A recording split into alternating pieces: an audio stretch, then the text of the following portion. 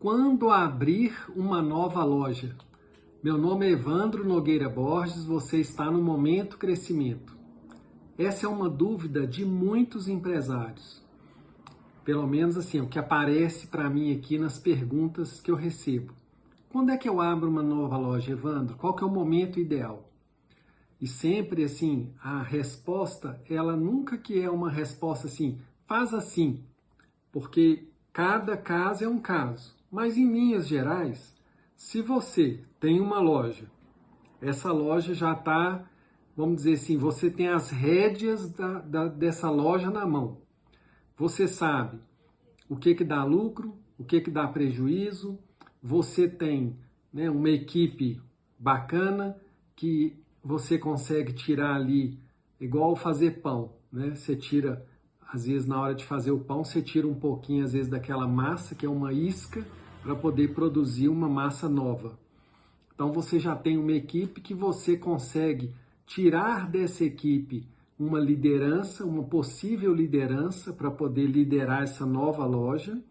Então você já leva ali para aquela nova loja a cultura, o modelo organizacional, a maneira de como fazer a liderança das pessoas, do time. E aí você tem uma loja nova, mas que segue ali padrões, modelo de atendimento, de venda. Então, assim, é quase que uma nova loja, na verdade, ela é quase que um clone.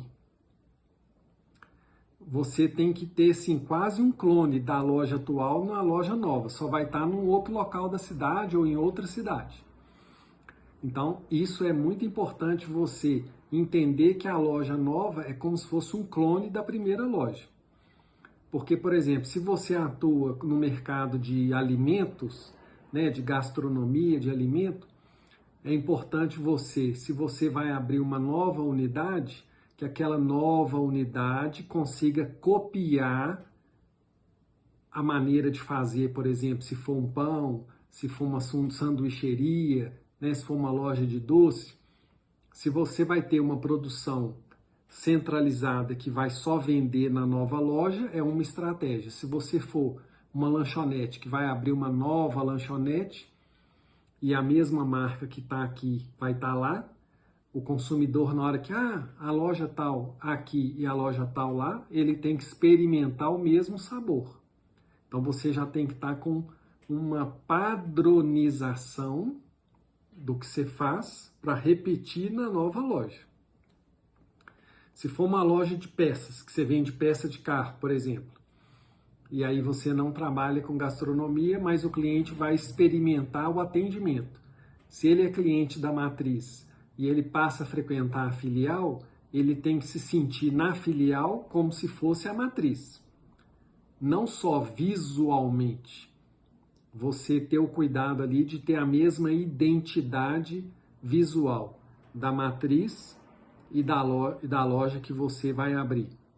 Então, além da identidade visual, toda a programação visual dentro da loja, placa, né, toda a parte de cartazes, a comunicação ali dentro da loja.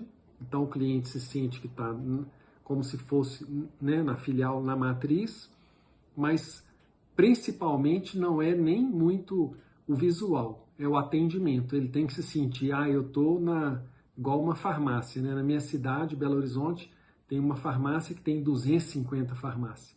Então, você vai em uma e vai na outra, você é atendido, acolhido, visualmente é a mesma, você está dentro da mesma empresa. Então, se você for nas 250 lojas, você tem essa sensação de que é a mesma empresa. Então, essa sensação é que é importante.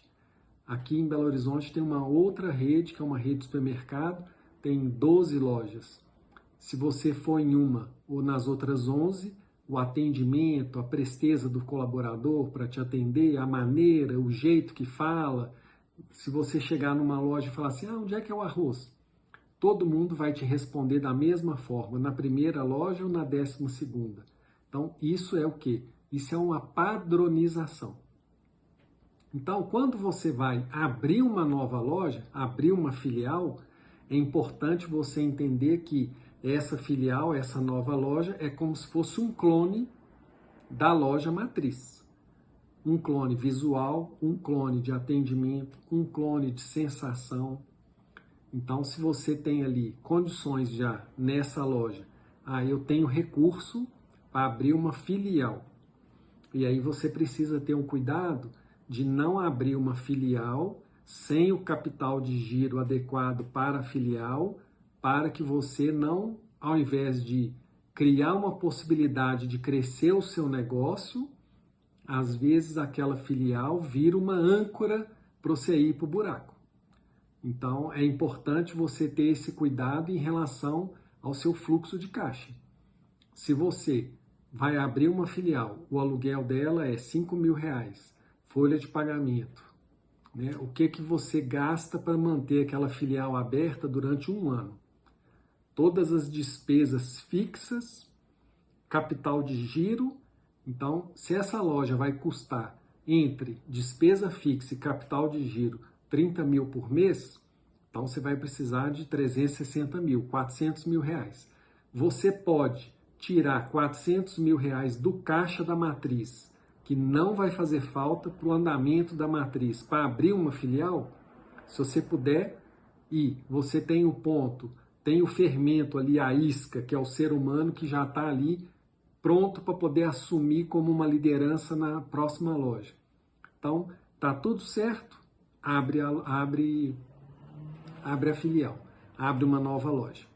Agora, abrir uma nova loja sem ter o recurso para o capital de giro, sem ter o fermento ali, a isca do fermento do ser humano para poder ir para a matriz, sair da matriz e ir para a filial.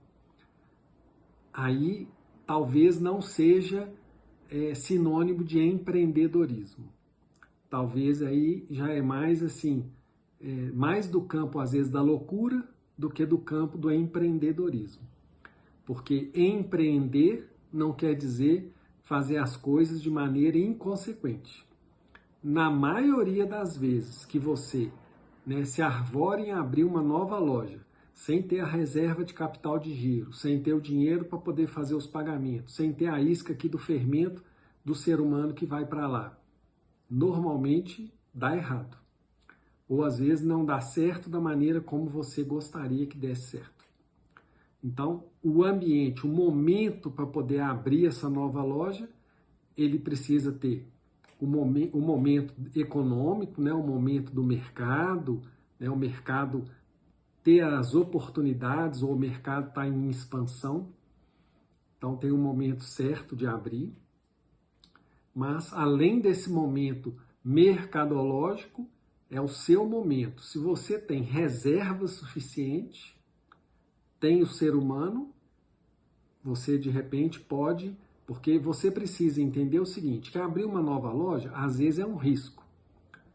Se nesse cálculo, assim, você tem a reserva, 400 mil para abrir, se der errado, esse dinheiro vai fazer falta? É mais ou menos assim que você precisa pensar. Mais ou menos igual quem vai jogar. Esses 10 mil que eu vou jogar, vai fazer falta? Posso arriscar? Então, se você fizer tudo com o pé no chão, assim, é lógico que o empreendedor, ele nunca que age assim, 100% pé no chão, porque às vezes ele tem umas ideias malucas. Mas mesmo a ideia maluca, ela pode continuar sendo uma ideia maluca, mas ela precisa ter uma sustentação. Porque senão, ela, além de ser uma ideia maluca, ela é uma ideia inconsequente. E às vezes vai dar tudo errado, que é o que acontece com a maioria. Por isso que na hora que você entra no Google e pergunta quantos por cento de empresa que abre e fecha no primeiro ano, o percentual chega lá em 80%. Então, 1.000 pessoas abrem hoje, daqui a um ano sobrou 200. Então, assim, o índice de mortalidade é gigante.